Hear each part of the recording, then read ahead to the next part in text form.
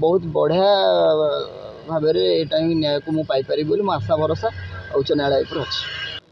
आज हाइकोर्टर द्वारस्थ होती आप अभियोग कर पत्नी भाव में सोनाली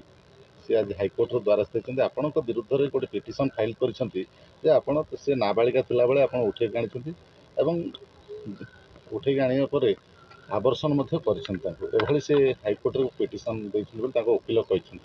यहाँ केमती आप ग्रहण कर सतर कौन आप नाबालिका बयस उठे आनी। नमस्कार। यहाँ हूँ सबुठार भित्तिहीन मिथ्या जहाँ भी सी मो ना अभियोग आनी यहाँ संपूर्ण मिथ्या भाव में जनईदेवाई चाहूँगी सारा ओडावासी को। आउ द्वितीय है जदि सी मो ना अभियोग आनी 14 वर्ष पूर्वे कि ना 13 वर्ष पूर्वे ताले सी आईन सहायता तो नहीं पारि ताले आईन से समय थिला सबू तो किसी थिला ताले आईन सहायता न नहीं कि आज केमिति सी मत 10-12 वर्ष पर ए टाइप स्टेप ने नाबालिका ना ना ना ना ना आज्ञा केवे भी मुझे भूल करिनी तो बयस्क है विवाह योग्य आज्ञा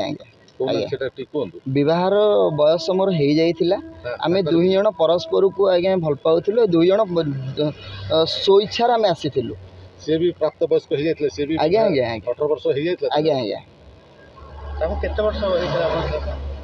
तांको 18 वर्ष हे 18 वर्ष हेतु केते वर्ष हेतु 19 20 21 ना 18 वर्ष रु ऊर्ध्व हे थिला जे तो प्लस 2 सेकंड ईयर से थिले तो 18 वर्ष रु ऊर्ध्व हे थिला हम बाहेतले आज्ञा प्रेम करी विवाह आज्ञा आवर्षण जो करथिबा से आज्ञा एटा संपूर्ण मिथ्या आवर्षण तो आम फास्ट टाइम तो आम छुआ है आवर्षण मुझे कहीं करी तो आमर तो यहाँ परस्पर फैमिली भितर विचार होता निष्पत्ति निया समस्त ये सारा ओडावासी जानी मो परिवार जानी आपण मो ठारू मो परिवार को पचारतु से ही सब सत्यता कहीपर सी जेहेतु हाइकोर्ट जाइए आपण हाइकोर्ट भरोसा विश्वास अच्छे आईन विश्वास अच्छे आपन को न्याय मिले मोर पूरा विश्वास भरोसा अच्छी जेहेतु हाइकोर्ट उपर आ विचारपति निश्चित ही यहाँ तर्जमा करा बहुत मत जस्टिस बहुत बढ़िया भाव में यहाँ न्याय को मुझे पाइपर बोली मो आशा भरोसा उच्च न्यायालय पर अच्छी। आपन कौन निष्पत्ति नहीं मो फैमिली कोर्टर द्वारस्थ हेबी जो बयान आसी सोनाली एग्नेस्ट मो फैमिली कोर्टर बयान से कोन ओरिजिनल सोनाली ना आपन बाहला नहीं कागज कागज कागज पल्ले थिले मते बाहला पर कागज सामंत सिंह रहले तो मुझे जानी पिटिशनटा कौ ना पड़ी तो जदि सोनाली पंडा नाम पड़ी थी पारे ताहले तार भी मो केस द्वारस्थ आईन द्वारा आईन द्वारस्थ हवा कथा आपण जो फैमिली कोर्ट द्वारस्थ हेबे बोली कहते फैमिली कोर्ट कौन पाई द्वारस्थ हेबे जो आपनकर वैवाहिक जीवन को समाधान करिया पई हेबे ना आपनकर पुओ को गोटे मो आज जदि मो समाज आगे निंदित होईची भी मु खराब होईची कि मो पुओ खराब होईची ताले मो पुओर न्याय पई मु आज्ञा लड़ीची आ मो पुओर न्याय पई निश्चित ही जहाँ भी पड़ो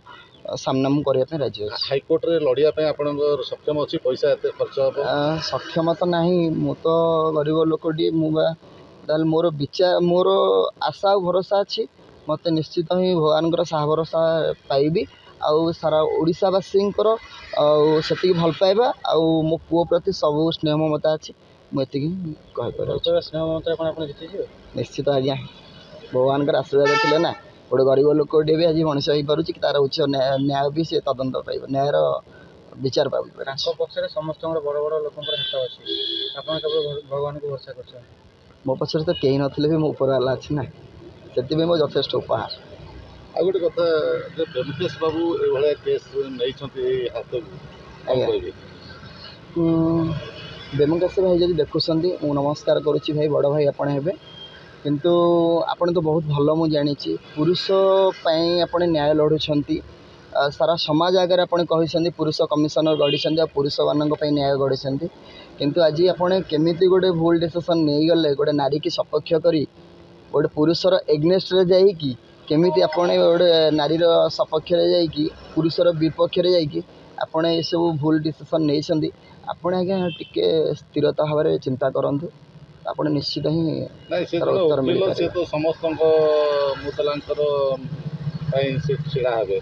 से पुरुष मानक पुरुष कमिशन निर्यातित पुरुष मानक से लड़ाई कर सत आप निर्यातित सोनाली द्वारा आज्ञा मु निश्चित निर्यातित क्या द्वारा ମୁଁ ସୋନାଲିଙ୍କ ଦ୍ୱାରା ନିର୍ଯାତିତ ହୋଇଛି ଯେହେତु ମୋ ପରିବାର ମୋ ଛୁଆକୁ ଆଜି ପର୍ଯ୍ୟନ୍ତ ଅନେଇ ନାହାନ୍ତି କିମ୍ବା ଏସବୁ ମିଛ ଆଲିଗେସନ୍ ଅନ୍ୟ ପ୍ରଲୋଭନରେ ପକାଉଛନ୍ତି ତ ମୁଁ ସେଇଟା ବି